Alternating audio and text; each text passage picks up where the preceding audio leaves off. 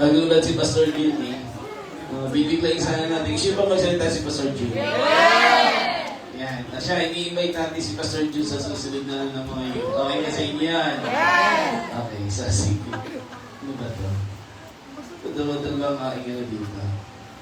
Okay, so ang topic natin ngayon ay about the reality or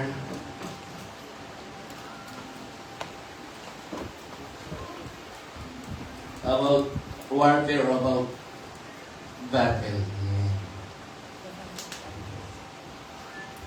The truth behind the battles. Yan. So bilang isang mga mananampalataya, naalala ko, mayroong isang movie na hindi na ipalabas sa ating bansa. Naalala niyo ba yun? Ito ay movie nung ilang ba ito? 2014 na i-release sana. Kaya lang, hindi siya inapproval ng NTRCB. No, siya ay nilagyan ng grado o rate na X. Hindi siya pwede ipalabas. At that time, ang pinaka-head ng NTRCB ay yung isa sa anak ni Senate President Tito Soto. So, siya yung nag-rate noon at X yung kanyang rate. Kaya hindi ito nakalabas sa mga sinihan. Kahit ito ay binigyan ng napakalaking budget para buuin yung pelikulang ito pero hindi ito napalabas. Sino nakakaalam pa anong pamagat ng pelikulang ito? Local movie ito. Sino nakakaalam? Kung ano yung pelikulang ito na hindi nakalabas sa mga sinihan. Ang bida dito ay si Paulo Contis at saka si Sheena Stevens. Ikaw? Ha? Ano yun? Ay, di alam. Ayan. So, ang pamagat niya is Dear Satan. Kasi, yung story ng batang ito kasi, nagsusunod siya kay Santa. Nagkamali siya ng sulat, ang nakalagay niya Satan. No, tapos, doon sa istorya, dahil nakasulat siya kay Satan sa katawan ni Paulo Contis, nag-appear siya. Nagpakita doon siya sa bata. Pero ang kanyang is, alam naman natin kung ano ang gusto ni Satan, wasakin, guluhin. Kaya lang, sa pelikula, nabago yung kanyang pananaw. Dahil doon sa bata, parang itong karakter ni Satanas, ni Satan, ay parang nabago. Para siya nagkakaroon ng puso. Kung titingnan natin, fictionally, o doon sa pelikula, parang ganda sa ano pa kayo, ano? Na parang pwede pala, pero deceiving kasi yun eh. Tapos dumating pa yan sa Senado kasi question, bakit pelikula lang naman, no? So nagkaroon ng hearing, pero nanindigan si yung NTRCB head, yung Lala Soto. Yeah, si Lala Soto. Sabi niya, hindi pwede at never. Sabi ko, kung ito po ipalalampasin ninyo sa Senado at paglalabas niyan, I will resign. Sabi niya ganyan. I will resign. Kasi never, and never, and never, si Satan ay magiging mabuti. I mean, naniniwala ka kayo doon? Kasi walang ibang iniisip si Satanas kundi wasakin ng sino man sa atin. Kaya mga kabataan, when you receive Christ into your life, nung tinanggap mo ang Panginoon, you are engaged in a battle. Nung tinatanggap mo ang Lord at umiiyak ang Lord, binibigay ko sa iyong buhay mo. At the same time, the same moment, you are declaring war against the enemy. Sinasabi mo, Panginoon, tinatanggap kita. At behind that, sinasabi mo, Satan, magkaaway na tayo. Ang tanong, are you prepared in battle? Kasi nagdideklara ka ng digmaan eh.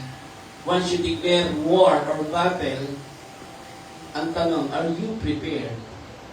At talaga bang handa kang lumaban? Ang buhay Kristiyano ay hindi ganun kadali. Ulitin to, hindi siya laying down in a bed of roses. Actually, pag inisip mo yung kantang laying down in a bed of roses, hindi masarap yun. Kasi matinig yun eh. No? Mahirap ang buhay Kristiyano. Totoo yun. Hindi siya ganun, hindi siya a piece of cake na talagang sasabihin mo na kabataan, hindi masarap o hindi ganun kadali ang buhay Kristiyano. Kasi bakit? May laban, may digmaan, mayroong battle na tayong kakaroon. And this is the reality of battle. Ngayon, meron akong paparinig sa inyo. Kuya, Dustin, asan niya? Pwede natin lyrics muna. Papakita ko muna yung lyrics. Ito kasi yung topic niya. Tanggalin mo muna to. Pwede mo pakitanggal muna.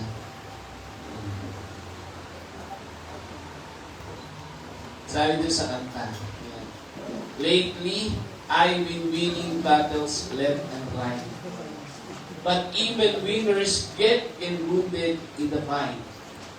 People say that I'm amazing, I'm strong beyond my years, but they don't see inside of me, I'm hiding all the tears. And next, they don't know, and they don't know that I come running home when I fall down. They don't know who picks me up when no one is around. I drop my sword and cry for just a while, because deep inside this armor, the warrior is a child. Actually, pag pinakinggan mo yung lyrics, ang parang nagsasalita dito, isang warrior. Isang mandirigma. At alam natin, kapag ka warrior, ang heart niyan, matibay, matatag, hindi pa pwedeng ikaw lelembot-lembot. Hindi pa pwedeng kayo mahina. Shilo, no. Are you a warrior? Ay, hindi kayo yung warrior. Are you a warrior? Yeah. Handa ka ba sa battle? Yeah. Alam nyo, sino dito nakapag-CAT? Umabot ng Citizen Army Training. Ikaw. ROTC.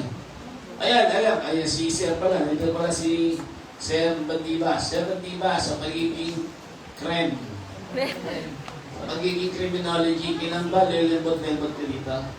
Paano pag tinatanong ka ng officialis mo, paano ka sumagot? Paano nga? Paano? Papakilala ka. Ang hina naman. Okay. Sir, morning sir. Medyo mahina pa nga yun. Medyo mas malakas din.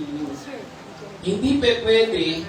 Like, you are engaging in a battle, tapos ikaw ay lelembot-lembot at hihinahin. Hindi pa pwede dito yung maramdaming, hindi pa pwede dito yung konting ay, ayoko na. Hindi pa pwede yun. Sa isang sundalo, sa isang army, sa isang warrior, hindi pa pwedeng mahina. Ang labanan din dito, hindi lang sa skill at hindi lang sa grade, kundi intimidating. Diba? Intimidating. Kaya kailangan talaga ang hindi pa pwede dito yung yung parang pangingiti ka. Hindi pa pwede ganun. Okay. Yung nagsasalita dito, isang warrior, sabi niya, pakibalik nga yung lyrics na una. Sabi, lately I've been winning battles left and right. But even winners get wounded in the fight. In every battle, may tagumpay. Sabi ng warrior dito, left and right, labanan at siya'y nananalo. Pero even the winners, kahit siya'y mananagumpay, nagkakaroon din siya ng pagkakataon na siya'y nasusugatan. Tapos sabi dito, people say that I'm amazing.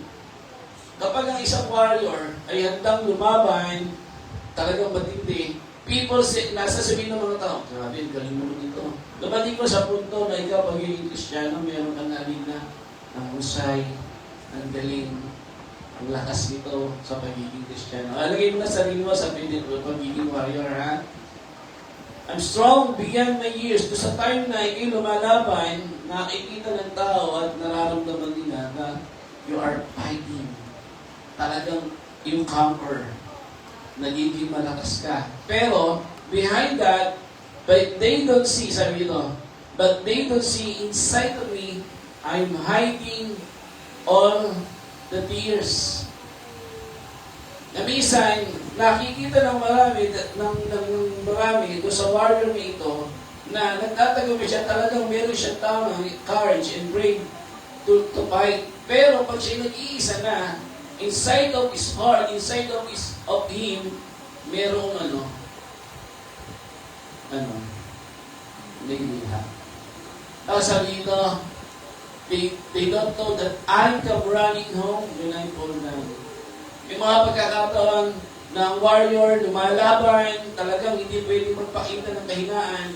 Pero pag siya tapos na at nag-iisa na siya, sabi dito, he's running home and fall down. At ang sabi, they don't know who picks me up when nobody's around. I drop my sword and cry for just a while. But deep inside this armor, the warrior is a child. Pwede natin pakinggan mo so. Alam niyo yung kanta rito? Sige, pakinggan lang natin.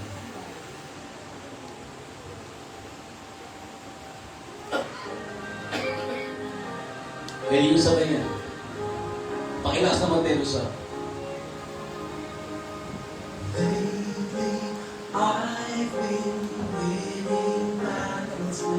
Siguro yun yung time na first na tumanggap mo sa Lord.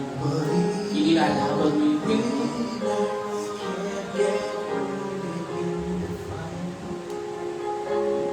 People say that I'm amazing, I'm strong beyond my years, but they don't see inside of me, I'm hiding all the tears.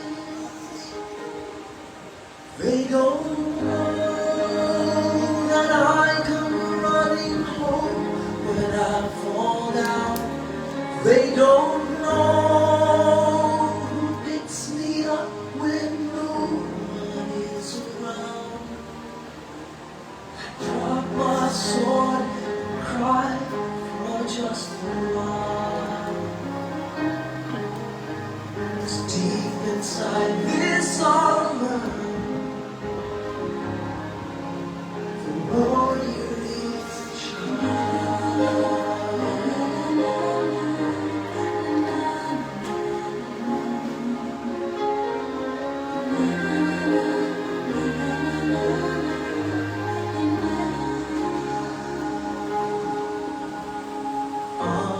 Unafraid because his armor is the best.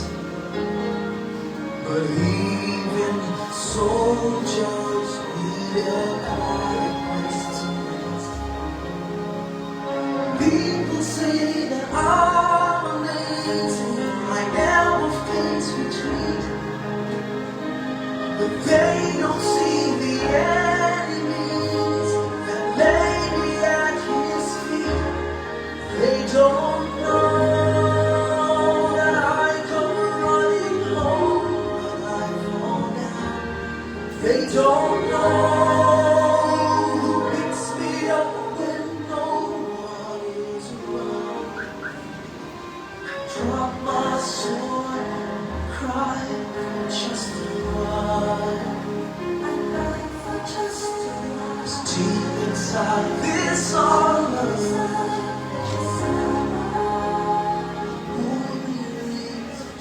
May last din namin.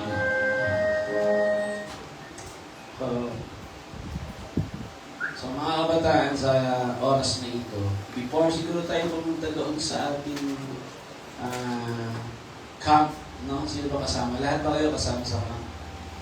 Sa MIC? Pero hindi kasama. Sino ba? So almost lahat tayo kasama. Okay.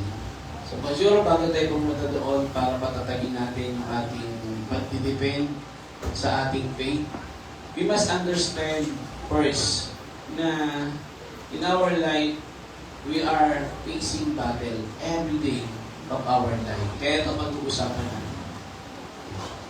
Okay ba yan? makikisulit tayo sa pusong yun.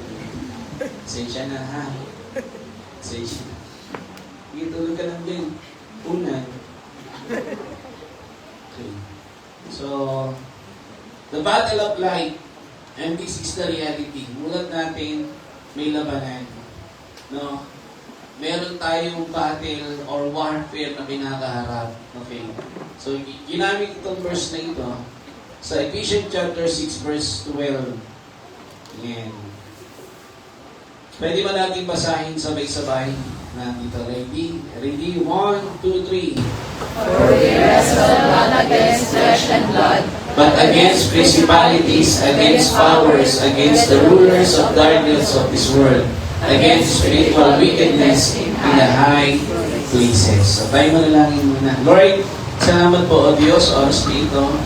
As we come to you, hayaan niyo po Panginoon na maintindihan po namin sa ito ang bagay Panginoon na kinakaharap o kakaharapin ng yung mga dalangin po namin Panginoon na hayaan niyo po o Diyos na maging matatag kami sa anumang sitwasyon na aming pagdaraanan at haharapin, Panginoon, bilang iyong mga anak at bilang iyong mga lingkod, Panginoon, at tinawag. Salamat po, O Diyos.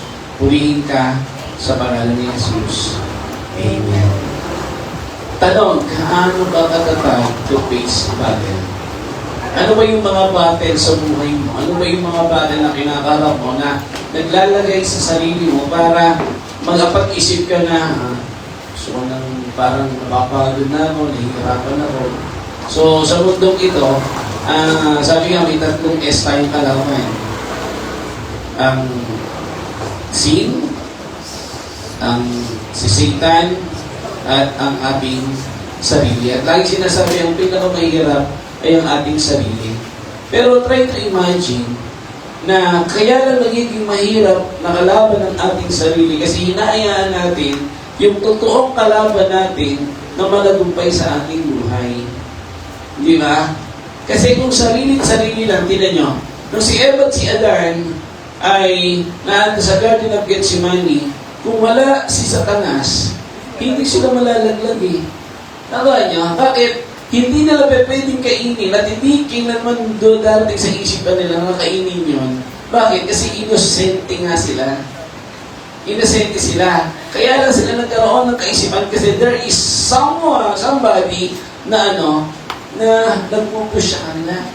Na sige, kainin yan. At ito pa, lahat ng kasinungalingan binanggit sa kanila. Anong sinabi ni Satanas? Sabi niya, hindi naman kayo mamamatay. Mamamatay ba talaga kayo? Kung kakainin hindi, magiging matalino kayo. Malalaman niyo ang lahat ng bagay at magiging Diyos kayo. So, kung titingnan natin, na si Satanas, sabihin natin na wala siyang kapangyarihan over us, pero alam niyo, meron siyang taglay na kapangyarihan upang i-obsess at tayo ay i-deceive. Diba?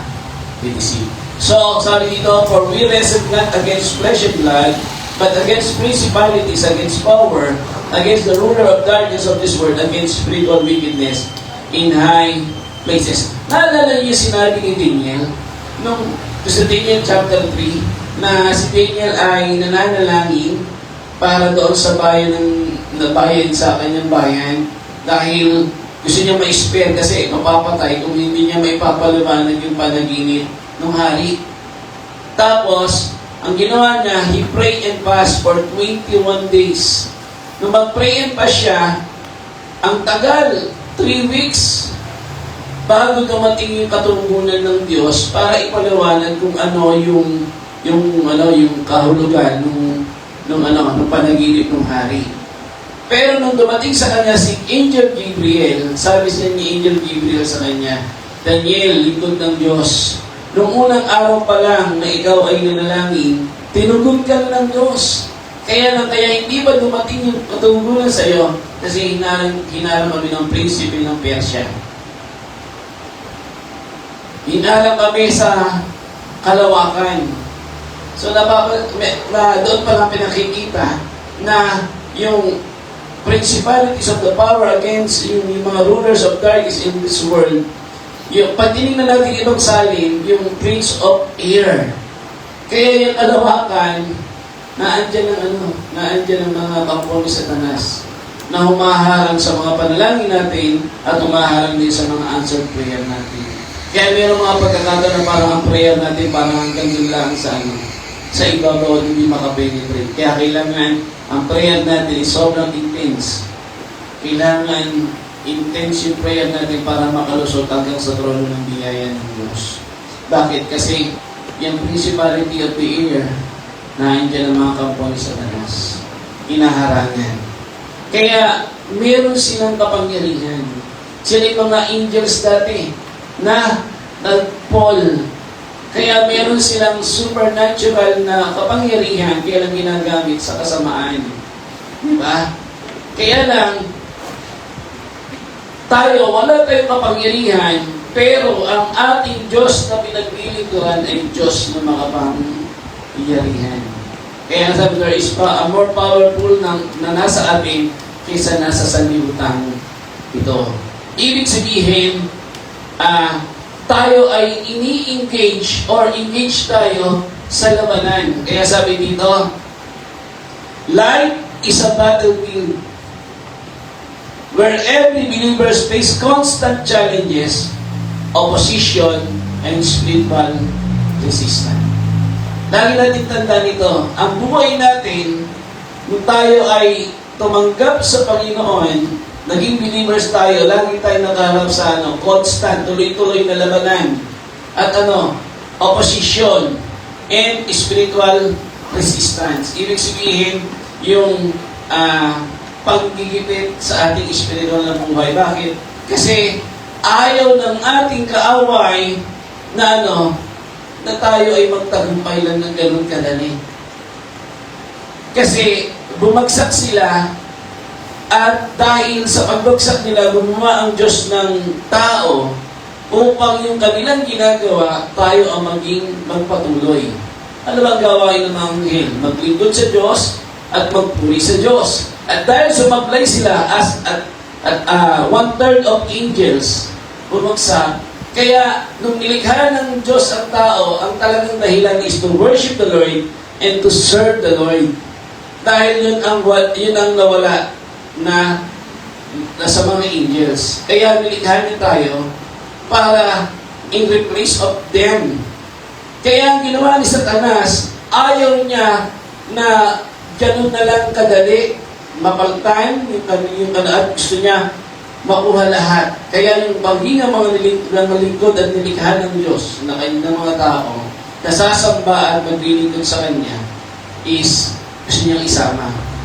At dahil tayo tumanggap sa Panginoon, tinalikuran natin si Satanas, then, si Satanas gusto niyang, ayaw niyo ha, hindi ko kayo maano sa dati nating buhay na magkadikit tayo. Ngayon, sige, lalabanin ko yun. Kaya sabi, the enemy is strategic.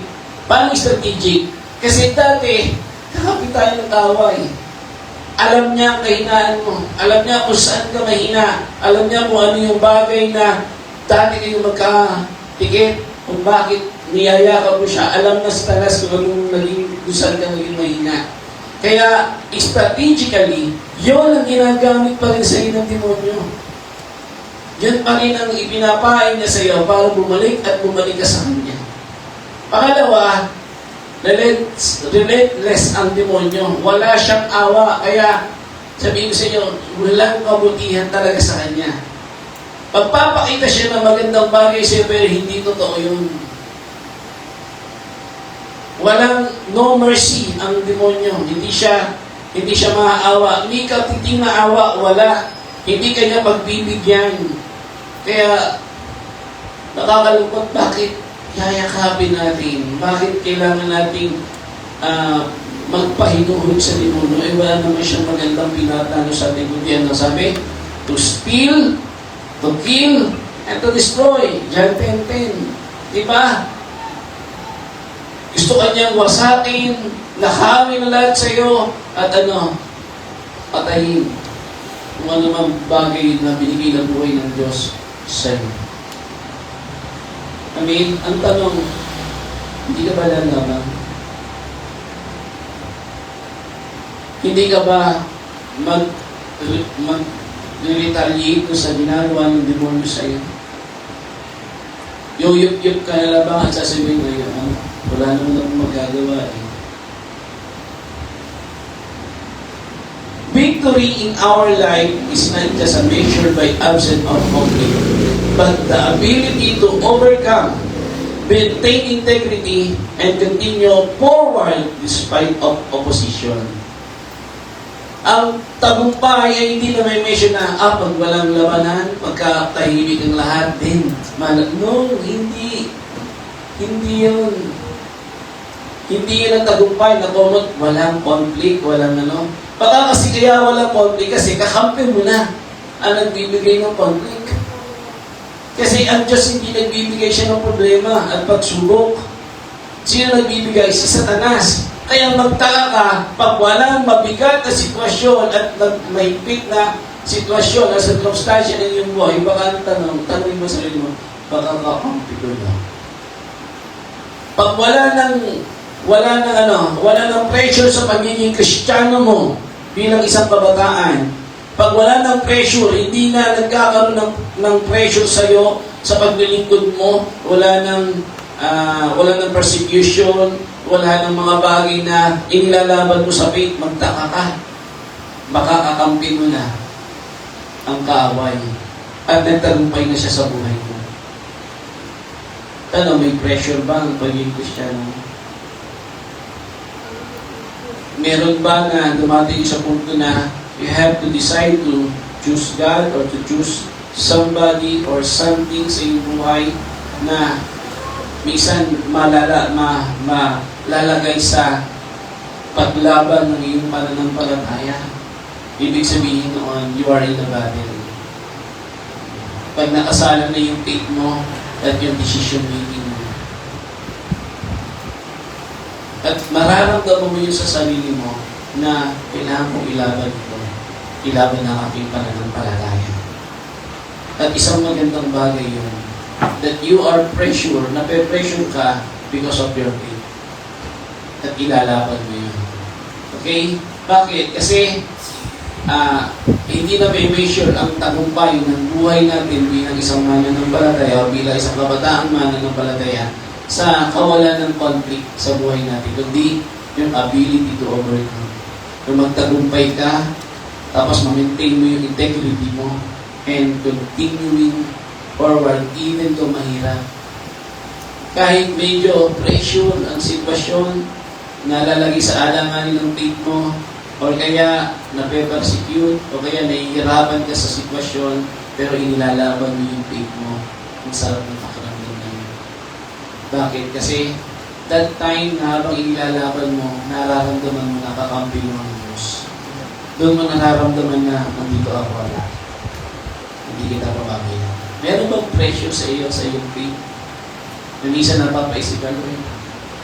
Yung sa paglilingkod mo parang napapaisip mo, Lord, ba't parang pahirap ang sitwasyon? Sino nakakaranas mo?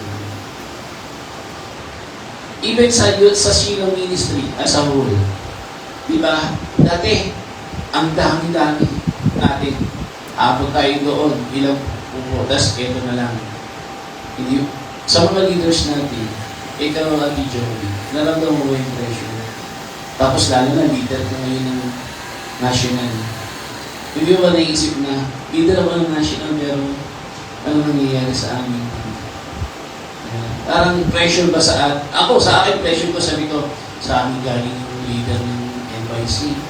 Tapos, isa ako sa steering committee ng NYC. Kailangan, marami kayong mapadala. It was a pressure for us. Diba?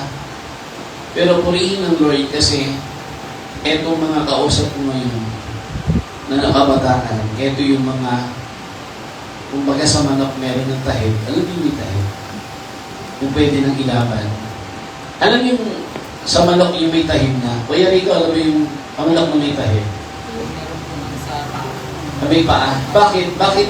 Ba't sinasabing ang manok na yan, pwede na yan, may tahid na yan. Anong ibig sabihin niya? Pwede siyang ilaban ko, sir. Bakit? Kasi, yun po yung mga na yan. Alam mo kung ano yun, hindi ako mana sa bumero pero narinig ko yun hanggang sa maintindihan ko. Pag sinabing may tahib ka na, alam niyo mo yung sa banok, pag sinabing may tahib, kasi yun yung kinakapitan ng sandata, nung tari. No, kapag ang isang manok kahit gano'ng kalaki at walang tahib, hindi siya pwedeng ilaban. Kasi wala siya paglalagay ng kanyang tari. Tinitingnan ko kayo, mga kabataan, ibito, hindi pantay-pantay ang inyong edad. Pero sa tagal ng panahon na tayo may youth service, noon pa man, ito na yung mga kabataang detail. Handa lang yung mga. Bakit? Kasi hindi ko dinajudge ha, pero yung mga kabataang kasama natin dati, nawala sa mga sitwasyon na pinagdaanan nila. Hindi natin sila dinajudge, pero we are praying na makabalik sila. Pero hindi nila nakayanan yung battle sa kanilang buhay. Pero mga nandito, ngiti-ngiti, parang feeling natin na parang napakabata pa, pero hindi yan doon sa edad eh. Hindi yan sa edad nakikita. Nakikita yan sa puso na handang lumaban ng kanyang pananampalataya. Kaya ang tanong ko sa inyo, handa ba kayo lumaban ng pananampalataya ninyo? Handa na ba kayo? So pasok na tayo sa labanan. Life, spiritual, warfare. Merong 4 na bagay tayong pag-uusapan. Una, recognize the nature of the battle. Kailangan nating ma-recognize, maintindihan, maunawaan ang labanan. Okay. The battle is spiritual, not physical. Kung physical lang sana no? Kung physical lang, kaya nating paghandaan eh. Kung physical lang ang labanan at may malaki, maghahawak ako ng bato. Maghahawak ako ng pamalo. Diba? Hindi spiritual ng kalaban natin eh. Pag sinabing spiritual, sabi nga diba, doon sa ating talatang binasa, our battle is not flesh and blood, kundi sa spiritual na labanan. So, ilaban natin spiritual. So, paano ngayon? Kung spiritual ang labanan, palakasin natin ang ating spiritual na buhay. Amin po ba? Palakasin natin ang spiritual. Kasi kung physical ang labanan, mag-gym ka, magkaroon ka ng magpalaki ka ng katawan. Kasi ganyan ang mga lumalaban eh. Yung mga wrestler, yung mga boxer, pinalalaki nila ang kanilang katawan kasi hindi pa pwedeng mahina ang kanilang katawan dahil ang labanan ay physical. Pero dahil spiritual, so katulad ng sa physical, palakasin natin ang ating spiritual na buhay. Bakit? Kasi pag tayo lumaban, tayo humarap sa labanan at mahina ang spiritual mo, sabihin ko sa unang round pa lang, bagsak ka na. Kaya mga kabataan, kung ang labanan ay spiritual, palakasin mo ang spiritual. At alam niyo ba kung paano lalakas ang ating spiritual? Saan ka nagsimula para lumakas ka sa spiritual? At inika ikaw. Paano ka naging matatag sa spiritual? At saan ka nagsimula? Anong ginawa mo? Meron ka bang pills na iniinom pang-enhance ng iyong spiritual na buhay? Ha? Ano po, nung bata-bata pa ako, malaking tulong po sa akin yung fellowship. Fellowship? Tapos, dahil nakikita ko silang nagbabasa ng Bible, Read the Word of God? ay, basa na rin po. Tapos? Tapos, nagkaroon na ng desire din, since may mga Word of God na, parang hindi ko makontain sa sarili ko na sa akin lang to. So, nagpa-gamit din ako. Una kong ministry ay kids ministry. So, In-engage mo na sarili mo sa engage ko na po dun sa ministry. Then sa hanggang na enhance na atin, hanggang sa nakita mo na yung tinatawag ka rin pala sa music, tinatawag ka sa so, yun po, malaking tulong po para ma-enhance yung tama ba? Tayo is to engage ourselves sa word and sa mga kapatid natin. Siguro tinitingnan niyo si Ate Joey bilang isang malakas leader ninyo. Tanungin natin saan nagsimula si Ate Joey para lumakas sa kanyang spiritual na buhay. Para maging leader from the leader ng youth natin, naging overseer natin hanggang sa maging regional overseer. Hanggang ngayon, NYC head na siya. So saan nagsimula, Ate Joey?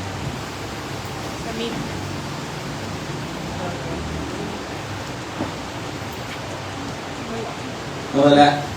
Sa pang mic. Yan, para marinig ng bawat isa. Kasi sasabihin natin si Ate Joey kasi ang talinga tsaka leader namin yun. So tingnan natin isang nagsimula si Ate Joey. Nag-start po ako sa ano? Sa midweek service po. Kada Wednesday po, i-invite akong umaten.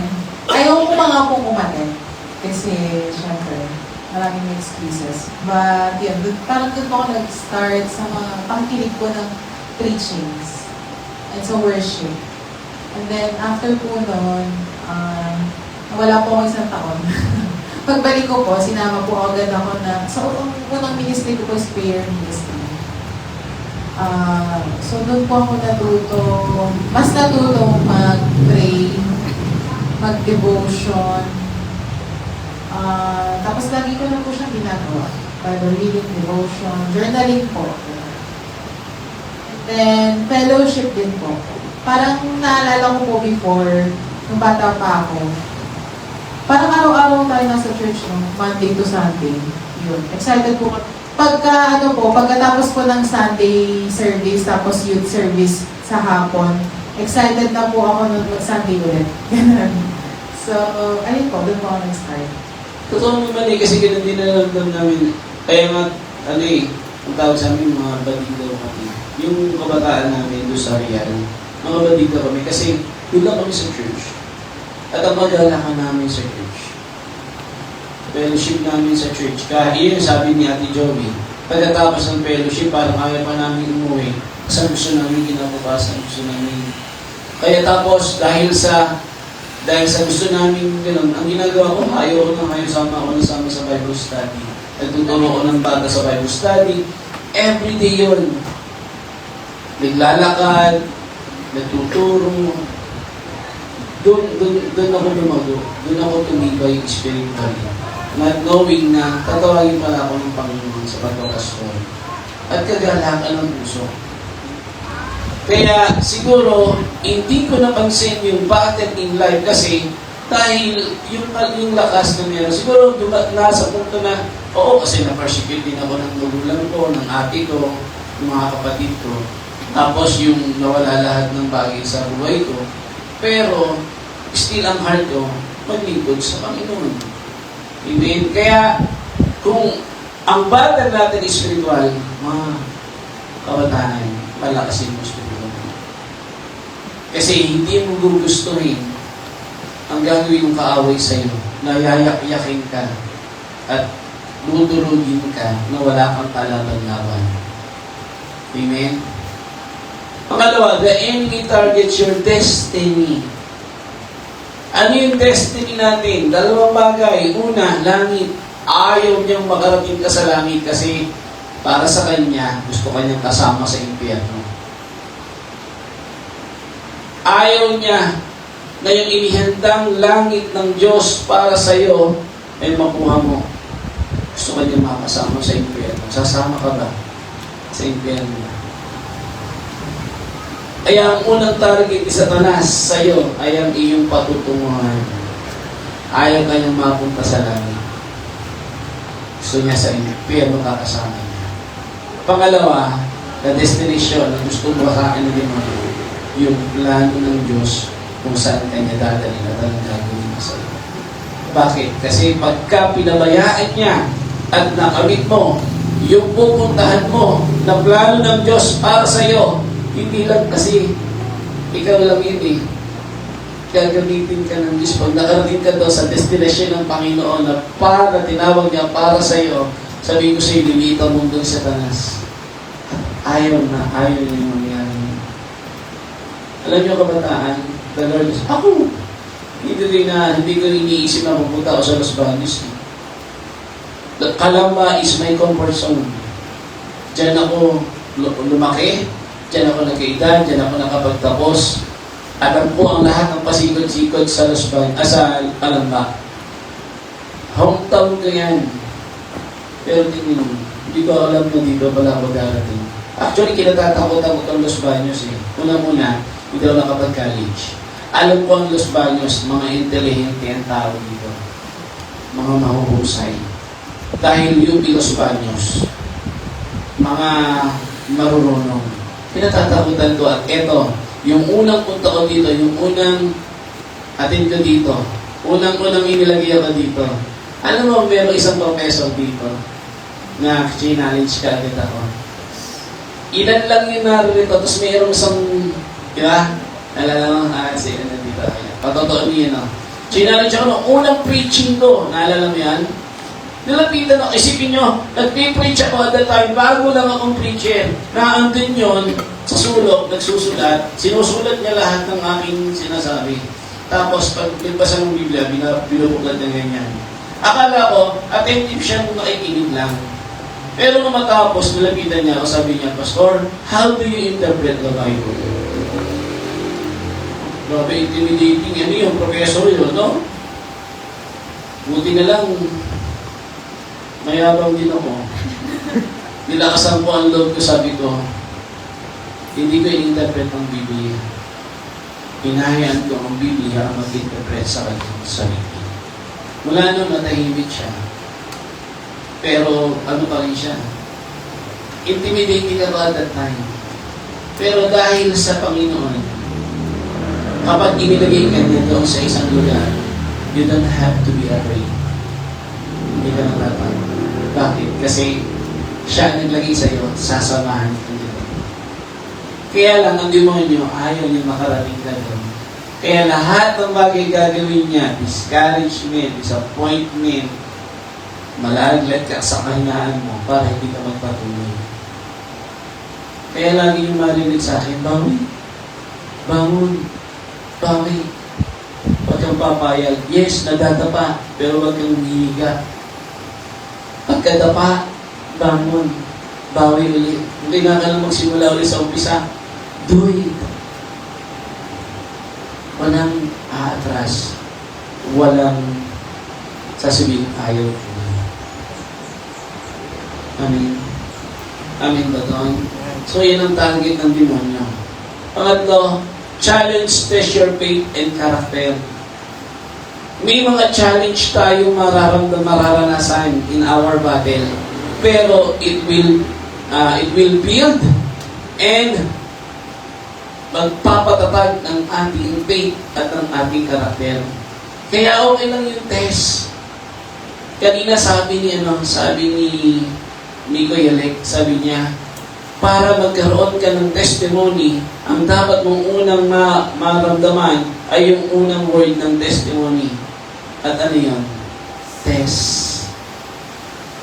Test. Kasi pag dumaan sa maraming challenges ng iyong buhay, then your faith will grow. At kapag lumago ang pananampalataya mo, it will build your character. At inihahanda ka ng Panginoon.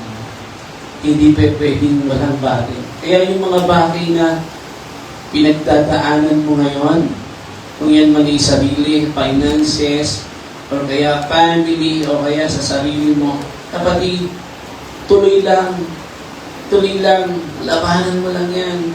Ilaban mo ang faith mo, dahil pagdating na ikinagtagumpay, yung mga susunod na mga pagsubok, mani na lang sa'yo.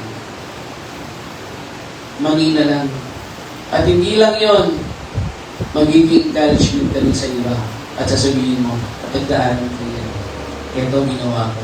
At naniniwala ko sasabihin mo, kaya mo napagtagumpay hindi sa aking sarili, kundi dahil sa Diyos at sa kalakasan ng galing sa Kanya. Amen? Ang apat, spiritual deception is a common tactic of Satan, of the enemy. Yung spiritual deception, diba? Ang demonyo, pandaraya lahat eh. Ibinabalik niya sa iyo kung sino ka, kung anong nakaraan mo. Lagi niya sinasabi niya, hindi mo kaya. Sinasabi niya, wala kang mararating, wala kang kwentang tao. Pabalik-balik ka lang naman sa dati mong buhay. Eto ka noon. Yan ang tactic ng demonyo. Yung spiritual deception. Wala naman siyang ibang gagawin kundi pa sinungalingan ng lahat ng bagay sa buhay mo eh. Diba?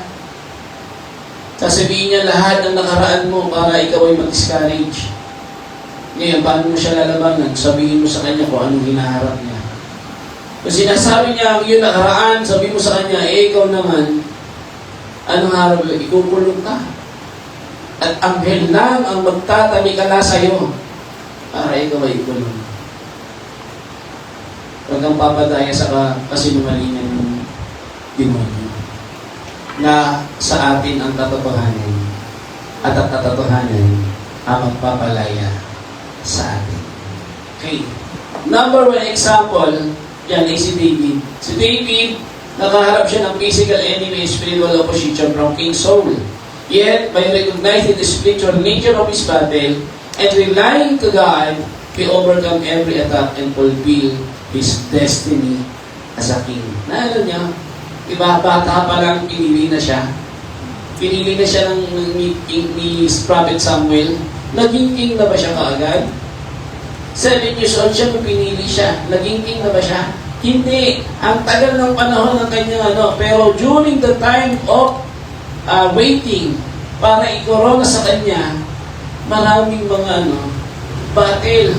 At ang pinakamabigat dito, yung mismong hari na kanyang tinitingala na leader, siya pa ang isa pa sa naging opposition sa kanya. Di ba, pinagtakaan siyang patayin? Di ba? At marami pang bagay na naghumadlang sa kanya, even yung kanyang mga kapatid. Nung nakipaglaban siya, sabi, ano ginagawa mo dito? Wala ka namang business dito eh. Mag-alaga ka na lang ng tupa. Ang dami niyang mga bagay na pinagdaanan na discouragement and disappointment sa kanyang buhay. Pero if you are destined to become a king, at ang Lord na nagsabi at nag-anin sa'yo, kahit anong bagay na magdaanan mo, dadalhin ka ng Lord. Kaya minsan kahit nadadapa ka, kahit ikaw ay sumasablay, kapag ikaw ay destined ng Panginoon, dadalhin ka ng Lord. Sapagkat ang sa Diyos ay sa Diyos. Maaaring pinipili mo yung landas mo, pero at the end of the day, doon ka pa rin babagsak sa Panginoon. Ganun ka pa precious sa Panginoon dahil pinili ka niya. Kaya yung mga nalamig, yung mga nawala, naniniwala ko babalik sila. Hindi man dito sa atin, pero babalik sila sa Panginoon. Amin po ba? Masarap, maganda sana kung dito sila babalik. Pero kung hindi man sila bumalik dito, naniniwala ko babalik sila sa Diyos. Amen. Si King David, he faced spiritual opposition. Iba, physical and spiritual opposition. Pero, ang sabi na, he overcame every attack and fulfilled his destiny. Kasi, pinili ka ng Lord. Pinili ka ng Lord. Mayroong magandang special pagkatawag sa iyong Panginoon. Ba't ko sinasabi? Hindi ko nga maisip na nung maging pastor ako ng Tignan niyo si Kuya Marmo. Si Kuya Marmo dumating sa punto na, di ba, patatuan niya, sabi niya, parang ayaw niya. Ilang years siya nag-antay? Almost 8 years. Nung mag-aral siya, tapos nabangga, natigil ng 1 taon. Tama ba? 1 taon? Natigil. Akala ko kung makakabalik pa. Pagbalik niya, nag-aral siya. Okay, nakatapos. Pagkatapos niya, tenga. Natenga ng ilang taon. Tapos, eto na. Alam ko, nagpa-process sa isip niya. Tinawag ba ako kami naman? Gusto na niya magtrabaho eh. Kasi nga, kasala sila ni Sherry. Wala naman siya hinawakan ng church. Hindi lang siya makapagsabi-sabi kasi bebengay ito eh. Pero nararamdaman ko yung kanyang sinasabi. Yung kanyang nararamdaman. Nararamdaman to kasi nade-deserve ko na ang puso niya. Kaya lagi sinasabi sa kanya, magantay ka lang sa buhay. Tingnan niyo ang process ng ginawa ng Lord sa buhay niya. Tanungin niyo ngayon si Pastor Mar. Sabihin mo, Pastor Mar, masarap ng lingkod. Sasabihin niya sa iyo, isipin mo, yung church na ibinigay sa kanya, hindi mo iisipin na sa kanya mapapabigay mo. Bakit? Kasi yung transition of leadership, ang layo eh. Ang layo talaga. Pero hindi yung tinitingnan ng Lord eh. the heart. In the heart. Yung puso. Kaya ang bawat isa dito tinitingnan ng Panginoon ng puso. Pero ako ang pusong warrior. Handang lumaban. Amen? Pangalawa, equip ourselves with spiritual weapon. Hindi tayo pababayaan ng Lord na wala tayong panlaban. Hindi. Kapag tayo engage ng Diyos sa labanan, hindi pwede. Bahala ka sa sarili mo. Hindi ganun ang Diyos natin. Kapag tumawag ang Diyos ng kanyang lingkod, hindi niya pwedeng pabayaan. Sabi nga ng Lord, diba, I will never leave you nor forsake you. Kung inilagay ka ng Panginoon na ikay magpapakasal, hindi ka pababayaan ng Lord. At number one testimony niya ako. Sabihin ko sa inyo, lagi ko sinasabi, kahit ipaw, sabi ko, tingnan niyo na lang ako, okay magpapasal.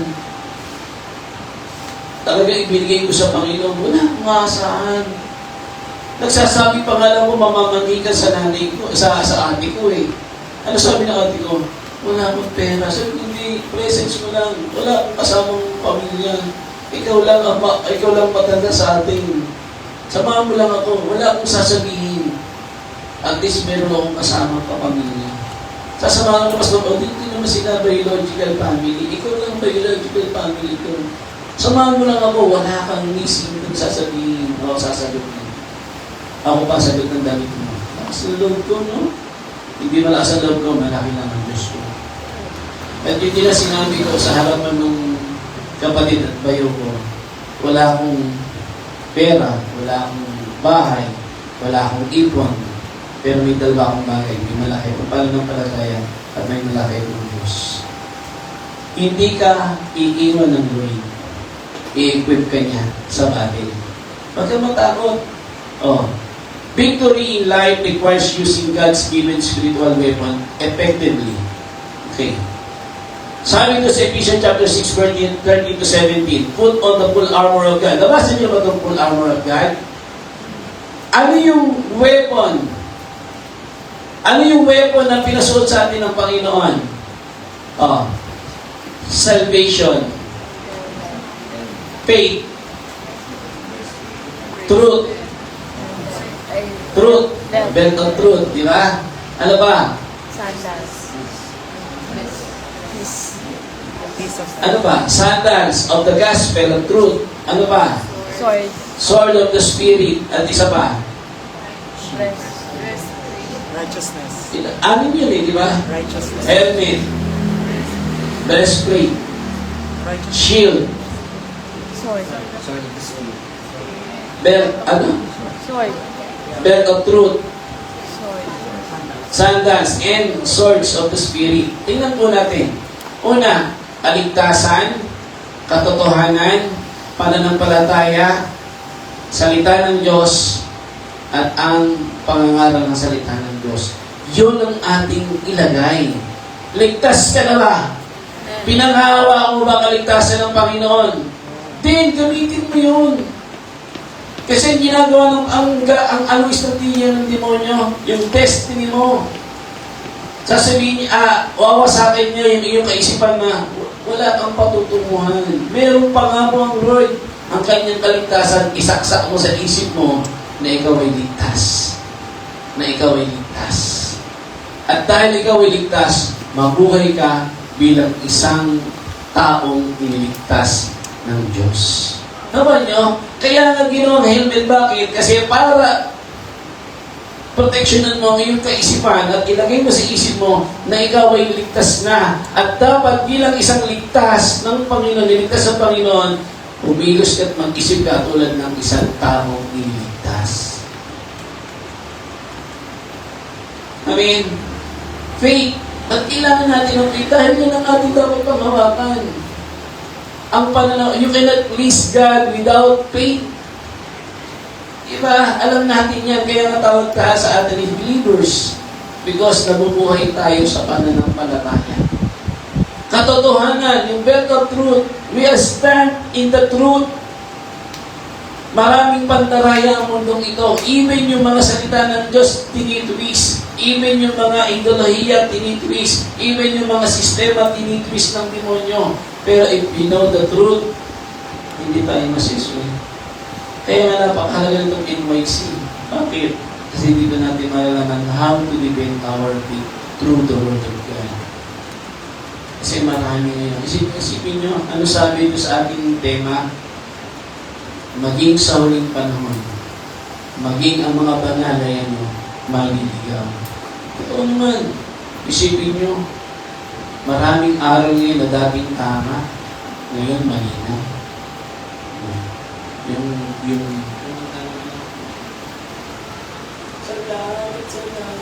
di ba? Nasa kulto na. Dati, si Joel Osteen na tama, mali na rin. Napakadaming mga nasa katotohanan na natipis na nito. Pero we have to stand on the truth.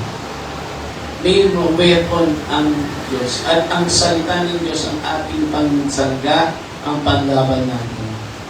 Kaya mga kabataan, engage you to read His Word.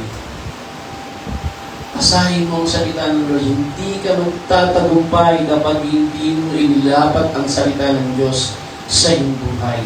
Pag hindi mo binigyan ng pansin ang salita ng Diyos, bakit? Ang salita ng Diyos nagpapatibay ng ating pananampalataya. Kaya pagdating ng labanan, pagdating ng battle, pag hindi mo alam ang salita ng Diyos, ang dali-dali mong matatalo. Read His Word. Hear His Word and apply the Word of God sa iyong buhay. Amen? You are striving na ikaw ay matuto sa eskwelahan, walang problema doon, kaya aral ka ng aral. Pero tandaan natin, lahat na nagiging natin sa mundong ito, may katapusan at may limitasyon. Walang problema, mag-aral ka, magsunod ka ng kilay, alamin mo lahat ng bagay sa profesyon na gusto mo. Yes, pero hanggang saan? Pag nasa takip-silip ka na ng iyong buhay, magagamit mo ba yan? Hindi na. Pag nandun ka na sa end of life mo, magagamit mo ba lahat na napag-aralan mo? Lahat ng natutunan mo sa mundo nito, magagamit mo ba? Hindi. Pero ang natutunan mo ang salita ng Diyos, given eternal life, panghahawakan. Amin ba? Amin. Kaya mga kabataan, engage to read His Word. Pag-aralan mo, basahin mo sa salita ng Diyos. Kasi hanggang sa habang buhay, hanggang sa kabilang buhay, papanghahawakan mo ang salita ng Diyos. Next, engage in fervent prayer. Naalala niyo yung kanta? They don't know who picks me up when no one is around. I drive my sword and cry for just a while. Cause deep inside this armor, a warrior is a child. Bakit warrior is a child? Kasi, katulad ng isang warrior, hindi yan iyakin eh. Pero pag siya nag-iisa na, he cry out to his master. And that is none other than God. Sino dito kapag ka nasa harapan ng Panginoon, grabe ang iyak mo? Sino nakaranas na yung wala ka nung masabi kundi higbi, agulgul ka na lang sa Lord. Do you miss that time na umiiyak ka na lang sa Lord? Na magpe-pray ka, dahil natin yung presence of Lord. Wala ka nang masabi. Umihigbi, umiiyak ka na lang sa Panginoon kasi nandun ka sa presence at pakiramdam mo para kang bata na hinihili ng Diyos. Marami kang achievement na sa iyong pagiging buhay, sa pagiging Kristiyano mo, pero iba yung presensya ng Diyos na ikaw at siya lang. Kahit minsan, hindi mo kailangan magpakita ng kahinaan dahil kailangan mo lumaban dahil ikaw ay leader at maraming nakikita. Pero when you are alone with God, babalik ka doon sa pagiging pagkaramdam ng bata mo sa harapan ng Panginoon. Amin ba? So engage youth in prayer. Kneel down before God. Wala tayong lakas. Si Jesus, sa kanyang buhay sa mundo ito, wala siyang ibang ginawa. Mapapansin ninyo, he always pray, and pray to God. Bakit? Kasi alam niya kung ano ang magbibigay ng kalakasan sa kanya at sa atin din. Sasabihin ko kung bakit ka humihina, naglalesen prayer. Kung bakit minsan parang tinatamad ka sa gawain ng Panginoon, kung bakit minsan lumilibad ka sa gawain ng Panginoon, hindi kita dinayag, pero ito isang bagay. Nagkukulang ka sa prayer. Kasi kung hindi ka nagkukulang sa prayer, lagi sasabihin sa inyo, Lord, puntahan mo. Pamarinig ka. Amen. Exercise faith consistent. Exercise yung faith mo. Lagi. Hindi tayo nabubuhay sa signs na nakikita natin. We are lived by faith. So exercise your faith. Exercise mo pa rin ang palataya. Consistent. Hindi pwedeng seasonal lang. Hindi pwedeng optional lang. Dapat consistent. Exercise your faith. Utilize the word as a sword. Gamitin natin yung salita ng Diyos bilang Diba, sabi sa Hebrew chapter 4 verse 12, ang salita ng Diyos tulad ng tabak na magkabila ay tanim. Tumatagos sa buto, sa utak ng buto, at sa pinag-iwalay ng kaluluwa at ng espiritu. Use the word of God as our weapon to Satan. Kapag tayo ay tinetem, may salita ng Diyos na dapat tayong gamitin at alalahanin or as to fight the enemy. Sample dyan ay si Joshua. And the Israelites relied on the word and God's strategy when taking Jericho. By following God's instruction, they experienced a supernatural victory over a fortified city, demonstrating the power of obedience and spiritual weapon. Si Joshua, ang salita ng Diyos ang kanyang pinanghawakan at yung instruction ng Lord. Paano niya napabagsak yung wall of Jericho? Hindi kaya nila babagsakin yun. Pero panakita ng Panginoon pag sumunod ka, kahit pabagsakin, kahit ang mga matitinding kaaway at sitwasyon ng buhay. Just obey the word of God. Mga kabataan, pag tayo sumunod sa salita ng Diyos, kahit kaano kalaking kaharap ng problema o sitwasyon ng ating buhay, babagsak yan in an instant. Wala silang ginamit ng malalakas na weapon. Ano ginawa lang nila? Umikot lang sila. Pag-ikot nila, sumigaw sila, the wall of Jericho fall down. Gusto mong bumagsak yung mga wall sa buhay mo? Obey the Lord. Pray to God and trust the Lord. Pangatlo, stand firm in faith and courage. The outcome of life's battle is determined by persistent faith and courage. Pagpatuloy ka. Tayuan mo kung ano pinaniniwalaan, kung ano ang pananampalataya mo. Pagpakatapang ka sa Diyos. Yeah. Refuse to retreat under pressure. Huwag kang susuko. There's no turning back. Sabihin mo sa inyo, huwag kang susuko. Don't quit. Don't quit. Sabihin mo, with conviction, don't quit. Don't quit. Don't quit. Kahit ano bang pressure, don't quit. Kaya susuko. Dumating sa punto sa amin ni Mayi, nape-pressure na kami. Alam niyo yun. Pero hindi kami sumuko. Kasi ayaw ng Lord na sumusuko. Ayaw ng Lord. Wala sa vocabulary ng Panginoon ang pagsuko. Kahit kamatayan pa ang kapalit, di ba hindi sumuko ang Diyos? At ikaw, hindi ka sinubuan ng Diyos. Kahit ang bigas ng ulo mo, kahit pabalik-balik ka, kahit ang hirap na paamuin ka, hindi ka sinubukan ng Diyos. Bakit? Ako din kasi, hindi ako sinubukan ng Diyos. Inilaban ako ng Panginoon. Ngayon, na ikaw ay hindi sinapuan ng Lord at inilaban ka, ilalaban mo rin ba siya? Ilalaban mo rin ba ang faith mo? So, refuse to retreat against pressure. Persevere despite apparent defeat. Kahit minsan tatalo, kahit minsan sumasablay, mag-persevere ka. Lagi ko sinasabi, bawi, tayo, hakbang ulit. Kung kailangan magsimula ka. Kaysa naman sabihin ko sa inyo, tama, umayaw ka. Kasi never ang Diyos nagsabi ng ganyan. Narinig ko ba sa Diyos na, ulit-ulit ka na lang eh. Mabuti pa, diyan ka na lang. Ganun ba? Hindi.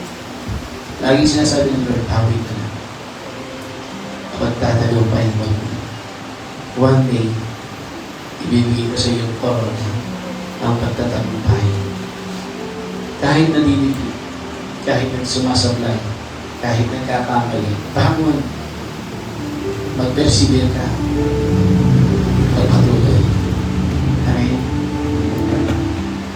Trust God's strategy. Kung si Satanas may estratehiya, masigit ang strategy ng Panginoon.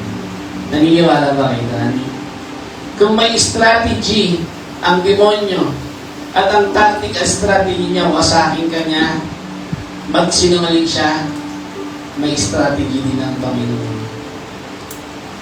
Amen? At yung strategy niyo, mas makapangyarihan at mas epektibo para sa iyo. Ang tanong, susunod ka ba sa strategy ng Panginoon? Lagi ka narinig, magpatinanod ka lang, magtiwala ka lang sa Panginoon. Mapapansin ninyo, strategy ng Panginoon, unpredictable. Unpredictable. Hindi mo maiintindihan yung plano ng Lord. Sometimes yung strategy niya, hindi pipit sa gusto mo. Minsan hindi siya aayon doon sa desire at sa gusto mo. Magtiwala ka lang. Magtiwala ka lang. Minsan taliwas ito sa gusto mo eh. Yung strategiya ng Panginoon. Kasi we have our own strategy para maglingkod, para sumunod sa Panginoon. Minsan, hindi yan ang strategiya ng Panginoon. Kundi minsan, pakibang lugar. Pero magtiwala ka lang. Magtiwala ka lang bakit? Hindi ka ilalaglag ng Diyos. Hindi ka ilalaglag ng Diyos. Hindi naglolo ko ang Lord na ilalaglag ka niya samantalang inalay niya ang buhay niya para sa iyo. Magpapakahirap siya at tatanggapin niya lahat ng hataw at parusa sa kanya para lang at the end, sasabihin niya sa iyo, iloloko lang kita. No. Hindi ka ilanman nalaglag ng Lord. Mahalaga ka nga sa kanya eh. At yung strategy niya at yung way na gusto niyang daanan mo, yung the best way para sa iyo. Kasi bakit? Kung ang strategy mo gusto mo dire-diretso, isang panilikuin ka ng Lord eh. Do you remember the word ni Ate Joey yun, yung detours? Yung detours na kailangan isa ililiko ka. Bakit? Kasi that is the best way. Yun yung way. At doon sa paglalakbay mo yun, doon ka may matutunan kung gaano ang Diyos talino at makapangyarihan. Isa ang hirap ng buhay mo. Isa nagtatanong ka, tagal-tagal mo na Panginoon. At hindi pa rin ako magtagumpay. Panginoon, sana ito na yung aking paglilipad. Kaya nung magsakuli ako, learn from the Lord.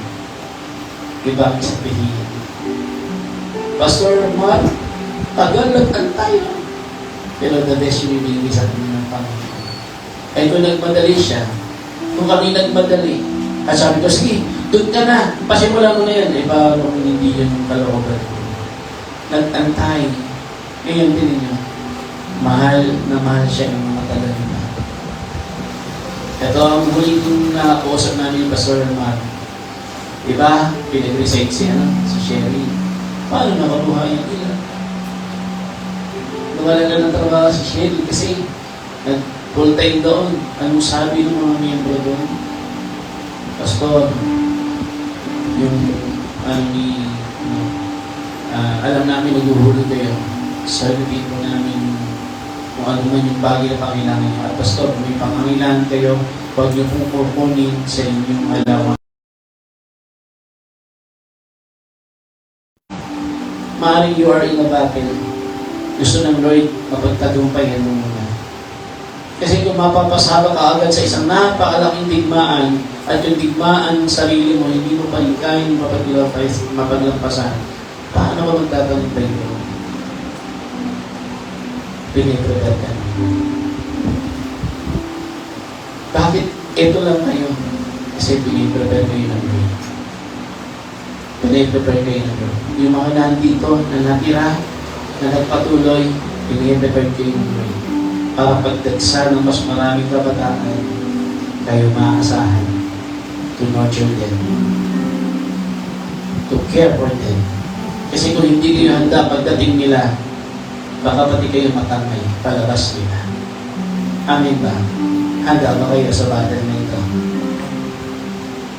Maintain spiritual alertness.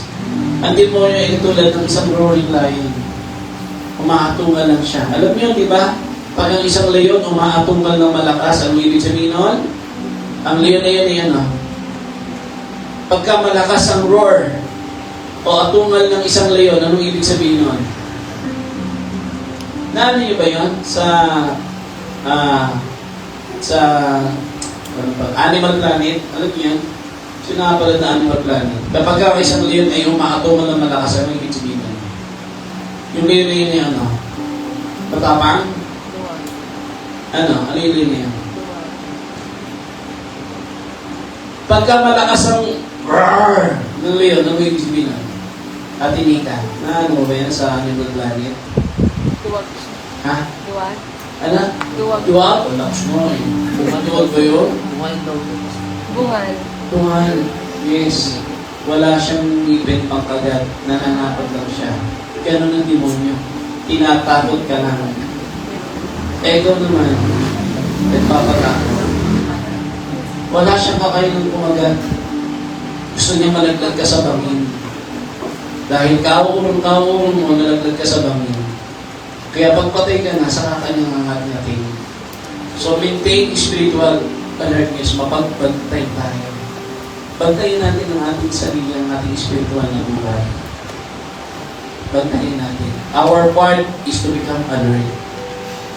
Hindi ka ba, Lord, sige, ano binigyan, pero anong part mo? Ang part mo is to be alert sa iyong sarili. Diba? Kaya, tinuturuan tayo ng salita ng Lord upang makita natin kung ano yung mga bagay na pangyayari sa paligid natin. Katulad ni Daniel, face opposition from jealous official who conspired against him. By standing firm in faith and obeying God's law, he was delivered from the lion's den, showing the courage of unwavering trust God led to victory. Diba? Hindi siya napatinag. Kahit kamatayan, magpe-pray, tatanggal sa kanya yung prayer life niya, hindi pwede. Kaya kahit kapalit ang buhay niya. At talagang mag-pray siya doon sa consequences o doon sa punishment ng kanyang pagpili sa kanyang faith. Pero nilaglag ba siya ng Lord? Inilaglag ba siya ng Lord? Pinahiya ba siya ng Panginoon? Hindi. Anong sabi? Siya mismo nagsabi, mahal na hari, buhay po ako. Pinakluban ng Diyos, ng anghel ng Diyos ang bibig ng mga lino. Hindi ka ilalaglag ng Diyos if you have trust and faith in the Lord. Ilaban mo lang siya. Ilaban mo lang ang Panginoon, hindi ka niya ilalaglag. Amen. And last, walk in obedience and spiritual integrity. Sustained victory comes from consistent obedience and righteous living. Obey God's instruction faithfully. Sundin mo lang pinag-uutos ng Panginoon ng may katapatan. Nothing more, nothing less. Kung ano sinasabi ng salita ng Lord, sundin mo ng may katapatan. Huwag ka na magtanong, just obey His word and instruction. Avoid compromise with sin. Huwag ka makipaglaro sa kasalanan. Tayuan mo ang katotohanan. Pag alam mong mali, mali. Pag alam mo kung ano yung tama, yun ang tayuan mo. Pwede kang huminti. Hindi sasabihin natin na, hindi, para mawin ko siya, kailangan. No! You don't have to be compromised. Tayuan mo ang katotohanan. Hindi kailangan nating umayon sa mundong ito. Para maano kayo, kailangan mag-TikTok ako. Yung mamang sorbitero, kaamin ko para makakuha ko siya. No! Hindi kailangan tayo makipag-compromise. We have our own stand. Kilala tayo kung ano yung identity natin bilang mga anak ng Diyos.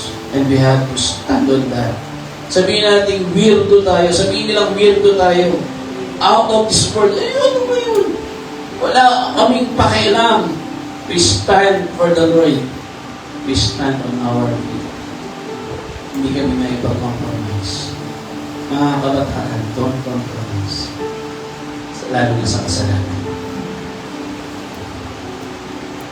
Maintain integrity in all action. And last, honor God in every season.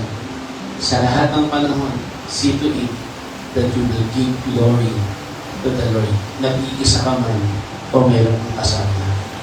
Saan man, ano man ang gagawin mo. Gusto ko yung verse ng Romans 8:14, yung sinabi ni Pablo na to live is for the Lord. To die is for the Lord.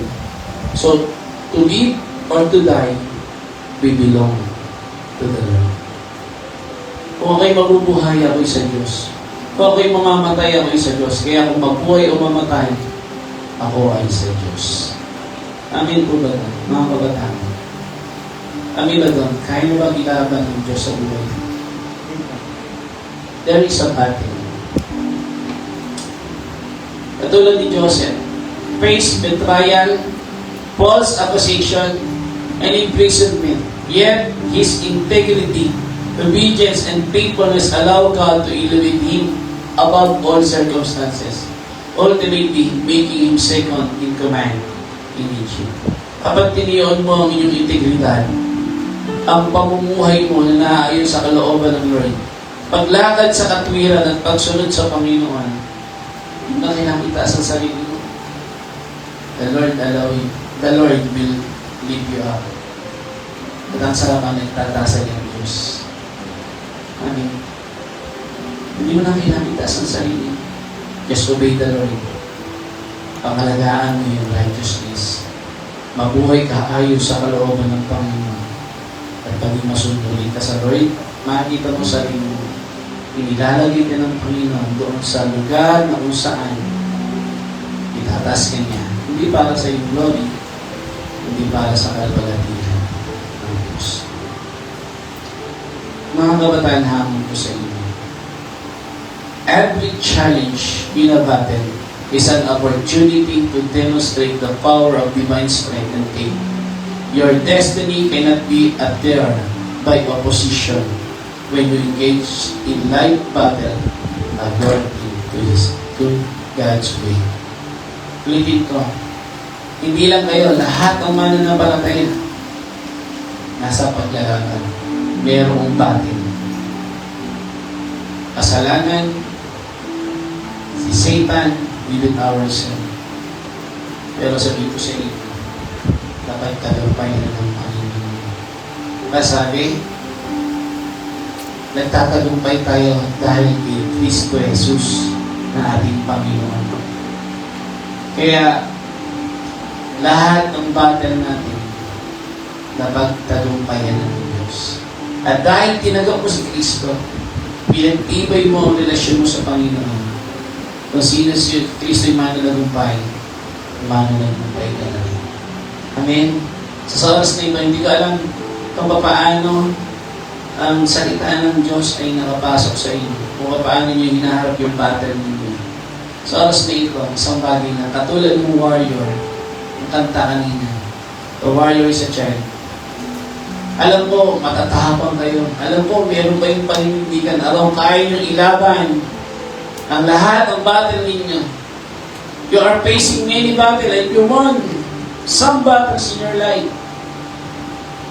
At yung nagpatatag sa inyo. Pero alam niyo, minsan kailangan din natin na maramdaman na yung warrior na nasa iyo ay maging katulad ng isang bata na umiiyak sa Diyos. When was the last time that you are in the presence of God? Tapos iyak ka ng iyak sa Panginoon. Do you remember that? Do you remember that? Na tatanggalin mo muna yung tapang at anumang bagay na tagumpay sa buhay mo at yung courage na meron ka sa harapan ng Diyos at sa mo, Lord, ikaw lang naman talaga kailangan. Sa oras na ito, gusto ko lumapit tayo sa Panginoon. Gusto ko, siguro, gusto ng Panginoon sa oras na ito, ikaw mismo, na-miss ka ng Panginoon, yung kayong dalawa, yung kalakasan na gusto niya ibigay sa iyo. Kasi, hindi magiging tema ninyo itong warrior is a child or battle na ito kung hindi ka piniprepare ng Lord sa isang battle. Pero sisiguraduhin ng Panginoon bago ka ilagay doon, mararamdaman mo yung kalakasan at strength and belief. So sa oras nito, everyone, Christ